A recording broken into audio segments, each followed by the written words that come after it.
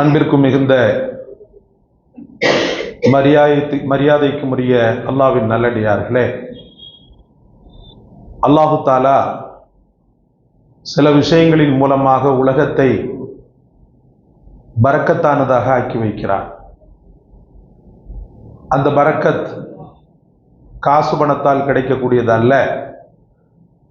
அந்த பரக்கத் பெரும் முயற்சியால் கிடைக்கக்கூடியது அல்ல.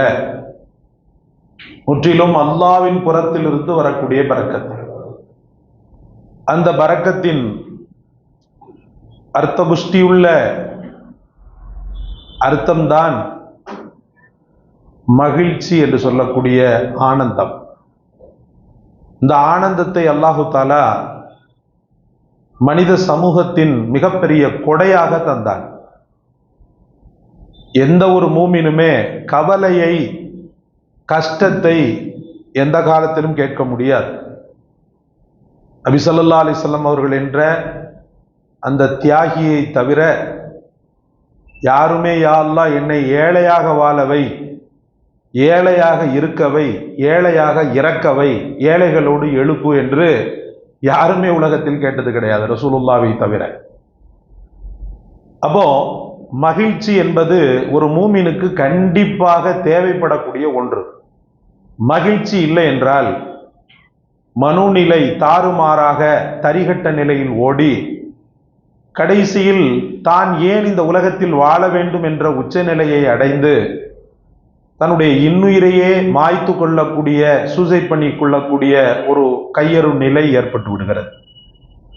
அதனால்தான் எப்போதுமே பெருமானார் ஸல்லல்லாஹு அலைஹி வஸல்லம் தன்னுடைய துஆவிலே அல்லாஹும்ம இன்னி அஊது பிக்க மினல் ஹம்மி வல் ஹஸன், எதிர்கால கவலையிலிருந்தும் உன்னிடத்தில் பாதுகாப்பு தேடுகிறேன், வருங்கால நிகழ்கால கவலைகளிலிருந்தும் உன்னிடத்தில் நான் பாதுகாப்பு தேடுகிறேன் இறைவான்னு சொல்லி அதிகம் அதிகம் அதிகம் அல்லாஹ்விடத்தில் என்ன செய்திருக்கிறார்கள்? துஆ செய்திருக்கிறார்கள். மகிழ்ச்சியை பெருமானார் ஸல்லல்லாஹு அலைஹி வஸல்லம் அவர்கள் கொண்டாடி இருக்கிறார்கள்.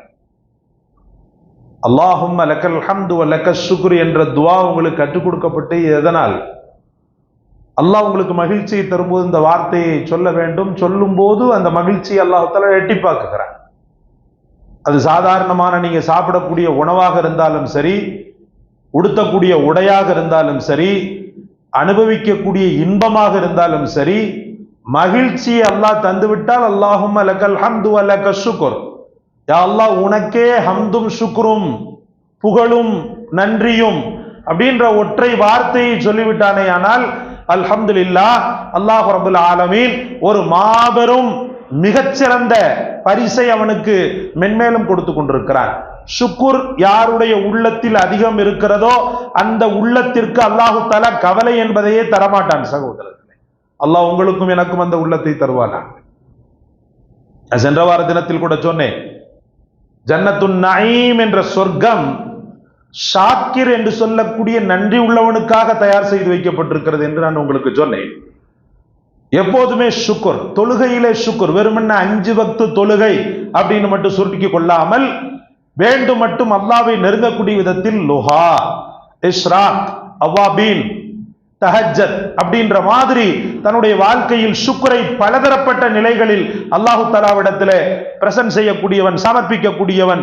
இந்த உலகத்தில் ஒரு துளி கூட கஷ்டப்படாத அளவுக்கு அல்லாஹ் ரப்பல் ஆலமீன் பாதுகாக்கிறான். இந்த உலகத்தில் சுன்னத்தான தொழுகைகளை பேணி நடக்கக்கூடிய ஒவ்வொரு மக்களையும் நீங்கள் பார்க்கலாம்.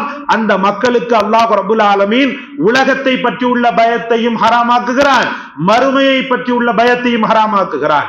5 வக்து அடிப்படை தொழுகையை சரியாக தொழாதவன் இந்த உலகத்தில் படுபயங்கரமாக கஷ்டப்படுகிறான்.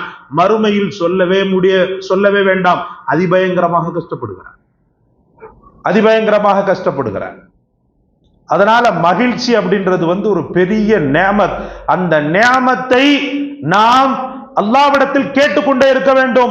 கேட்டுக்கொண்டு சும்மா இருந்து விடாமல் அந்த மகிழ்ச்சியை பெறுவதற்குண்டான வழிகள் என்னென்ன என்பதை அலசி ஆராய்ந்து அந்த வழிகளை எல்லாம், அந்த வாசலை எல்லாம் திறந்து விட வேண்டும். சகோதரர்களே, இக்ரிமா ரலியல்லாஹு, பெருமானார் ஸல்லல்லாஹு அலைஹி வஸல்லம் அவர்களுக்கு சிம்ம சொப்பனமாக இருந்த அபூ ஜஹலின் அருமையான மகன் அவரும் எதிரிதான். தந்தைக்கு புள்ள தப்பாது அப்படின்ற கதையில தாய் 8 அடி பாஞ்சா குட்டி 16 அடி பாயுன்ற கதையில முஹம்மது ரசூலுல்லாஹி ஸல்லல்லாஹு அலைஹி வஸல்லம் அவர்களுக்கு சொல்லண்ணாத துயரங்களை கொடுத்து கொண்டே இருந்தார். எந்த அளவுக்கு என்றால், மனரீதியாக முஹம்மது ரசூலுல்லாஹ்வுக்கு காயத்தை ஏற்படுத்த வேண்டும் என்று கங்கணம் கட்டி கொண்டு அவர்களுடைய அருமையான மகள் ஒருவரை திருமணம் முடித்திருந்தார். ரசூலுல்லாஹ்வுடைய மகளை இக்ரிமா தான் ஆரம்பத்தில் முடித்திருந்தார். என்ன செய்தார் தெரியுமா? தந்தை சொல்மிக்க மந்திரம் இல்லை அப்படின்ற மாதிரி தந்தை சொன்னார், முகம்மதுடைய குடும்பத்துல அவருடைய ஒரு நினைவு கூட இருக்கக்கூடாது, ஓ மனைவியாக இருந்தாலும் சரி வீட்டை விட்டு வெளியே துரத்துன்னு சொல்லி அவன் சொன்ன அபூ ஜஹல் அந்த வார்த்தையை ஏற்றுக்கொண்டு தன்னுடைய கண்ணுக்கினிய காதல் மனைவி என்று கூட பாராமல் வீட்டை விட்டு வெளியில் துரத்தி விட்டவர் இக்ரிமா. அப்ப எந்த அளவுக்கு பெருமானார் ஸல்லல்லாஹு அலைஹி வஸல்லம் அவர்களுக்கு ஒரு பெரும் எதிரியாக அவர் இருந்திருப்பார். தீனுல் இஸ்லாத்தை தழுவி விட்டார். தீனுல் இஸ்லாத்தை தழுவி விட்டார். அல்லாஹு தஆலா அவருடைய உள்ளத்தில் ஹிதாயத்தின் வாசலை திறந்தான். தீனுல் இஸ்லாத்தை தழுவி விட்டார். தழுவி விட்டு பெருமானார் ஸல்லல்லாஹு அலைஹி வஸல்லம் அவர்களை பார்ப்பதற்காக வருகிறார். வந்த உடனே ரசூலுல்லாஹி ஸல்லல்லாஹு அலைஹி வஸல்லம் என்ன செய்தாங்க தெரியுமா? நம்மளா இருந்தா என்ன செய்வோம்? என்னப்பா முஸ்லீம் ஆயிட்டியா? உட்கார் உட்கார். பழையதெல்லாம் நாங்க மறக்கல. சரி என்னவோ வந்துட்ட, சரி உட்காரு, இந்தாங்க ஒரு சேர் போட்டிருக்க பாரு, உட்காரு. என்ன செய்தார்கள் தெரியுமா? இந்த உலகத்தின் சக்கரவர்த்தி எல்லாம் நீங்கள் பட்டியல் போட்டால் கூட பழிவாங்கும் படலம் இல்லாமல் எந்த சக்கரவர்த்தியும் இல்லை. ஆனால் முஹம்மது ரசூலுல்லாஹி ஸல்லல்லாஹு அலைஹி வஸல்லம் இக்ரிமா வரும்போது தபாரக இக்ரிமா எழுந்து நின்னாங்க. எழுந்து நின்று என்ன செஞ்சாங்க? பாரக்கல்லாஹு இக்ரிமா, இக்ரிமா அல்லாஹ் உனக்கு பரக்கத் செய்யட்டும், உனக்கு பரக்கத் செய்யட்டும் சொல்லி எழுந்து நின்று அவரை வரவேற்றாங்க. வரவேற்கிறதுக்கு முன்னாடி என்ன செஞ்சாங்க தெரியுமா? சஹாபாக்களை எந்த காரணத்தை கொண்டும் இக்ரிமா என்னிடத்தில் பேசும்போதோ அல்லது உங்களிடத்தில் பேசும்போதோ அவர் தந்தையின் நினைவுகளை மட்டும் சொல்லக்கூடாது. அவர் தந்தை அதை செஞ்சாரு, இதை செஞ்சாரு, அந்த தப்பு பண்ணாரு, இந்த தப்பு பண்ணாரு, எல்லாம் செஞ்சாரு. அதை இக்ரிமாவின் உள்ளம் நோகும் விதத்தில் அவர் தந்தையை பற்றி குறை சொல்வதோ அதை நினைவுபடுத்துவதோ கூடாது என்று சொல்லி அத்தனை சஹாபாக்களிடத்திலும் சத்திய பிரமாணம் பெற்றுக் கொண்டவர்கள் முஹம்மது ரசூலுல்லாஹி ஸல்லல்லாஹு அலைஹி வஸல்லம். அப்படி ஒரு மகிழ்ச்சி ரசூலுல்லாஹ்வுக்கு. அந்த பழைய ஃபுல்லா, அந்த பழச ஃபுல்லா மொத்தமாவே மறந்துடுவாங்க ரசூலுல்லாஹ். அதான் சொல்லுவாங்க, ஒருத்தன் செய்த நன்மையை என்னைக்குமே நினைவுறுத்திருக்கணும். அவன் செய்த தீமையை எந்த காலத்தில் என்ன செய்யக்கூடாது, நினைவுபடுத்திக்கிட்டே இருக்கக்கூடாது. அவன் அதை பண்ணிட்டான், இதை பண்ணிட்டான். டே அவன் 10 நல்லது பண்ணியிருக்கான்ல, ஒரே ஒரு கெட்டது பண்ணிட்டான் அவன் அறியாம, அதை சொல்லி சொல்லி காட்டுறி. அப்ப 10 நன்மை பண்ணிருக்கிறான், அதை எங்க கொண்டு போடுறது? மனித இயல்பே அப்படி மாறிடுச்சு. நல்லா வாங்கி சாப்பிடுவான். ஒன்னே ஒரு நாள் என்னால முடியலங்க அப்படி சொல்லிட்டோன்னு வச்சுக்கிறீங்களேன், அவன் என்னத்தை செஞ்சான் அப்படின்ற மாதிரி டப்புன்னு தூக்கி போட்டு போயிடுவான். இந்த கல்யாண வீடுகள் நடக்குது பாருங்க. அவன் எவ்வளவோ ஆயிரக்கணக்கா செலவு பண்ணி கஷ்டப்பட்டு இன்னல் பட்டு துன்பப்பட்டு தன் மகளுக்கு திருமணம் முடிக்க பந்தியில போய் உட்கார்ந்து வாழை இலையை கழுவிட்டு சாப்பாடு நல்லா இருந்திருக்கும். எண்ணெய் கத்திரிக்காய் மட்டும் கொஞ்சம் ஒரு மாதிரியா இருந்திருக்கும். அந்த எண்ணெய் கத்திரிக்காய் சாப்பிட்டு முடிச்சுட்டு சாப்பாடு நல்லா தான் இருந்துச்சு, அந்த எண்ணெய் கத்திரிக்காய் அவ்வளோ பெருசா விசேஷமா தெரியலையேன்னு சொல்லி இலைய போட்டு போவான். சகோதரர்களே, பெருமானார் ஸல்லல்லாஹு அலைஹி வஸல்லம் இப்படிப்பட்ட ஒரு குறுகிய மனப்பான்மை வன்மையாக கண்டித்தார்கள். மகிழ்ச்சி, நீயும் மகிழ், பிறரையும் மகிழ்ச்சிப்படுத்து, உன் சபை கலகலகல என்று இருக்க வேண்டும். பெருமானார் ஸல்லல்லாஹு அலைஹி வஸல்லம் அவர்கள் நமக்கு சொல்லி தருவார்கள், உன் சபை கலகல என்று இருக்க வேண்டும். அதனால் தான் அல்லாஹ் ரப்புல் ஆலமீன் தர்மத்தின் விஷயத்தில் ஒரு ஒரு ஒரு அழகான ஒரு தெய்வ வாக்கை சொல்வான், லன் தனாலுல் பிர்ர ஹத்தா துன்ஃபிகு மிம்மா துஹிப்பூன். நீ என்ன பிரியப்படுறியோ அதை அடுத்தவங்களும் கொடுப்பா. உனக்கு அந்த பொருள் கிடைச்சா நீ எவ்வளவு வேதனைப்படுவ.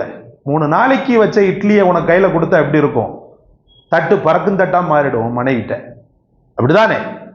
அந்த பொருளை எடுத்து உன் வீட்டுல வேலை செய்யறான்ற ஒரே காரணத்திற்காக நேத்து மீந்து போன இட்லி, முந்தா நாள் வச்ச பழைய சோறு, முந்தா நாள் வச்ச பிரியாணியை எடுத்து கொடுக்கும் போது அவள் மனம் என்ன பாடுபடும் என்பதை நீ உணர்ந்தாயா? அதனால்தான் அல்லாஹ் ரப்பல் ஆலமீன் சொல்வான், லன் தனாலுல் பிர்ர ஹத்தா துன்ஃபிகு மிம்மா துஹிப்பூன். நீ எதை பிரியப்படுகிறாயோ அதையே தர்மம் செய், நீ வெறுப்பதை தர்மம் செய்யாதே என்று அல்லாஹ் ரப்பல் ஆலமீன் சொல்வான். அப்ப அன்பிற்குரியவர்களை, தானும் மகிழ்ந்து பிறரையும் மகிழ்ச்சிப்படுத்துவது. ஜாஃபர் இப்னு அபீ தாலிப் ரலியல்லாஹு அன்ஹு எப்படிப்பட்ட சஹாபி அவர்கள்? அபூ தாலிபின் மகனாக, பெருமானார் ஸல்லல்லாஹு அலைஹி வஸல்லம் சிறிய தந்தை மகன் தம்பியாக பெருமானார் ஸல்லல்லாஹு அலைஹி வஸல்லம் முஹப்பத்தை பெற்றவர்கள். ஜாஃபரின் மீது பெருமானார் ஸல்லல்லாஹு அலைஹி வஸல்லம் அவர்கள் கொண்ட அந்த மையல், அந்த அன்பு, அந்த நேசம் அளவே கிடையாது. மக்காவை துறந்து மதீனாவுக்கு ஹிஜ்ரத், காபிர்களுடைய கொடும்பிடி. அல்லாஹு தஆலா சலாமத்தான முறையில் மதீனாவுக்கு போங்கன்னு சொல்லி ஹிஜ்ரத்தின் வாசலை திறந்து விடுகிறான். போயிடுறாங்க ரசூலுல்லாஹி ஸல்லல்லாஹு அலைஹி வஸல்லம். தன் தம்பி எல்லாம் பிரிஞ்சு போறாங்க. எனக்கு ரசூலுல்லாஹ் கூட பிறந்தவங்க யாரும் கிடையாது, ஒரே ஒரு புள்ளதான் ரசூலுல்லாஹ். அக்காவா, தங்கச்சியா, தம்பியா, அண்ணனா யாருமே கிடையாது. பிறக்கும் போதே தந்தையை பார்க்காதவங்க வேற எந்த குழந்தையை பார்த்திருக்க முடியும்? அதனால ஜாஃபரின் மீது அன்பு, அவரையெல்லாம் பிரிஞ்சு ரசூலுல்லாஹி ஸல்லல்லாஹு அலைஹி வஸல்லம் மதீனாவுக்கு போயிட்டாங்க. 10 வருட காலம் அல்லது 11 வருடங்கள். வருடத்திற்கு பிறகு ஹைபர் போர் ஒன்று நடக்கிறது. ஹைபர் அப்படின்ற ஒரு யுத்தம். அந்த யுத்தத்தின் வெற்றி, ஜாஃபர் வருகிறார், அவர் வருகிறார் மதீனாவுக்கு. ஹைபர் யுத்தத்தின் வெற்றி. பெருமானார் ஸல்லல்லாஹு அலைஹி வஸல்லம் அவர்கள் சொன்னாங்க, ஹைபரின் வெற்றியா ஜாஃபரின் வருகையா? எனக்கு ஜாஃபரின் வருகையே எனக்கு ரொம்பவும் பெரும் மகிழ்ச்சியை தந்தது என்று அவரை அப்படி வரவைத்தாங்க பெருமானார் ஸல்லல்லாஹு அலைஹி வஸல்லம். அந்த மகிழ்ச்சியை பெருமானார் ஸல்லல்லாஹு அலைஹி வஸல்லம் 10 வருடம் கழிச்சு தான் தம்பியை பார்க்கிறோம் அப்படின்ற அப்படியே எழுந்து நின்று அவரை அணைத்து கொண்டு முஹம்மதுர் ரசூலுல்லாஹி ஸல்லல்லாஹு அலைஹி வஸல்லம் அவர்கள் சொன்னார்கள், ஹைபர் வெற்றி எனக்கு பெரிதாக இனிக்கவில்லை, ஜாஃபரின் வருகைதான் எனக்கு பெரிதாக இனித்தது என்று சொன்னார்கள். தானும் மகிழ்ந்து பிறரையும் மகிழ்ச்சிப்படுத்துவது. எவ்வளவு துக்கமாக இருந்தாலும் முஹம்மதுர் ரசூலுல்லாஹி ஸல்லல்லாஹு அலைஹி வஸல்லம் அவர்கள் அந்த கஷ்டத்தை முகத்துல காட்டாமே வாழ்வாங்க. அவங்களுக்குன்னு சொல்லி முகம் வாடி போன சில தருணங்களை எண்ணியில் பட்டியல் போட்டு கிதாபுல பதிவு செய்யப்பட்டிருக்கிறது. பெரும்பாலும் புன்முறுவல் தான் பெருமானார் ஸல்லல்லாஹு அலைஹி வஸல்லம் உடைய அணிகலனாக இருந்தது. சகோதரர்களே, தபஸ்ஸும், எப்போது ஒரு மூமினை நீங்கள் பார்த்தாலும் தபஸ்ஸம, எப்போதுமே புன்முறுவல் பூத்தவாறு. அவன் எவ்வளவு உங்களை விட தாழ்ந்த நிலையில் இருந்தாலும் சரி, இபாதத்தில் நான் பெருசாக இருக்கிறேன், அவன் சரியாக இல்லை அப்படின்ன உடனே சில பேர் என்ன செய்வாங்கண்டா, அவனை பார்க்கும்போது ஏன் இவன் அப்படி இருக்கிறான் அப்படின்ற மாதிரிலாம் பார்ப்பாங்க. அப்படி பார்க்க கூடாதுன்னு சொல்லுது மார்க்கம். அப்படி பார்க்க கூடாது. அவன் உள்ளத்தை காயப்படுத்தக்கூடிய எந்த ஒரு காரியத்தை சைக்கிளியால் கூட செய்யக்கூடாது என்பது மார்க்கம் சொல்லக்கூடிய தீர்ப்பாக இருந்து கொண்டிருக்கிறது. சகோதரர்களே, உங்களுக்கெல்லாம் தெரிந்த செய்திதான். சரியான மது பிரியரான ஒரு சஹாபி, தண்ணி வண்டின்னு நம்ம சொல்லுவோம் பாருங்க, அந்த மாதிரி அவரை இழுத்து கொண்டு வரப்பட்டது. இழுத்து கொண்டு வந்து எப்படி மது குடித்து நடு ரோட்ல உளுந்து கிடக்கிறார் அப்படின்னு சொல்லிட்டு இழுத்து கொண்டு வரப்பட்டது. இஸ்லாமிய சட்டம் என்ன? அவரை செருப்பாலையோ அல்லது துண்டாலையோ அடிக்கணும். அடிக்க சொன்னாங்க, அடிக்கப்பட்டார். திரும்பவும் போய் உளுந்து கிடக்கிறார். கொஞ்ச நாள் கழிச்சு திரும்பவும் அவர் அழைத்து வரப்பட்டார். பெருமானார் ஸல்லல்லாஹு அலைஹி வஸல்லம் திரும்பவும் தண்டனை கொடுக்க சொல்கிறார்கள். அந்த தண்டனை கொடுக்கப்பட்டது. 3வது முறையும் அதே தவறை செய்து மாட்டிக்கொள்கிறார். அவர் கொண்டு வரப்பட்டார், அடிக்கப்பட்டார். அடிக்கப்பட்ட உடனே ஒரு சஹாபி கொந்தளித்தார். என்ன, நீ எல்லாம் ஒரு மனுஷனா? உனக்கு வெக்கம், மானம், சூடு, சொரணன்றது கிடையாதான்ற மாதிரி சில வேர்ட்ஸை பயன்படுத்துறார். அப்பதான் பெருமானார் ஸல்லல்லாஹு அலைஹி வஸல்லம் மஹ், நிறுத்து அப்படின்னு சொல்லி சொன்னாங்க. அடிக்க சொன்னது பெருமானார், மஹ், நிறுத்து அப்படின்ட்டாங்க. என்ன வார்த்தையை சொல்ற நீ?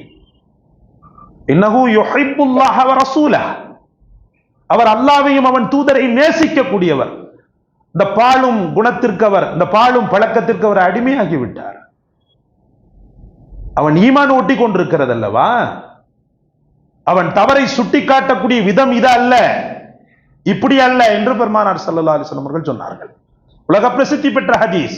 விபச்சாரத்தின் தண்டனை நிறைவேற்றப்பட வேண்டும் என்று தௌபாவோடு வந்திருக்கக்கூடிய ஒரு பெண்மணி, உங்களுக்கு எல்லாம் தெரியும். ரசூலுல்லாஹி ஸல்லல்லாஹு அலைஹி வஸல்லம், நீ விபச்சாரம் உண்மையவே செய்தாயா அப்படின்னு கேட்டாங்க.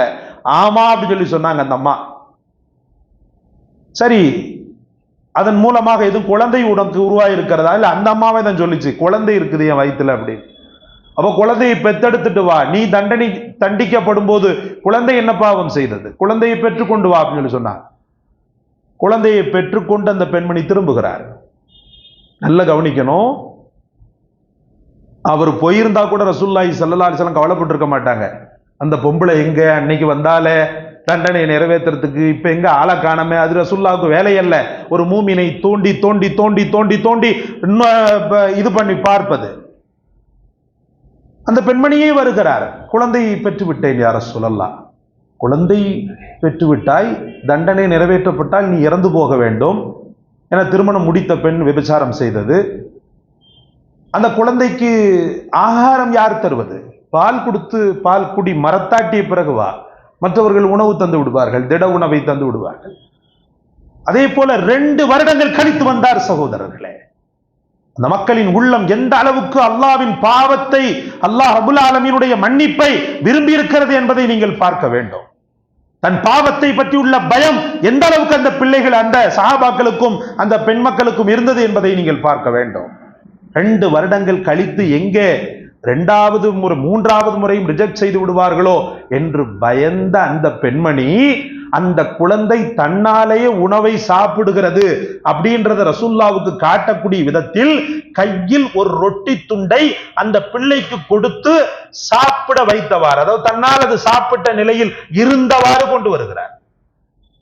முஹம்மது ரசூலுல்லாஹி ஸல்லல்லாஹு அலைஹி வஸல்லம் அவர்கள் பார்த்துவிட்டு, நீ யாருமான்னு கேட்கிறாங்க. அப்பதான் சொல்லப்பட்டுச்சு, நான் தான் தண்டனை நிறைவேற்றுறதுக்காக வந்தனே, அப்ப தாங்கள் பால் குடி மரத்தாட்டிட்டு வான்னு சொல்லி சொன்னீங்க, இந்த குழந்தை தான் அது, என் குழந்தை எல்லாம் அல்ஹம்துலில்லாஹ்.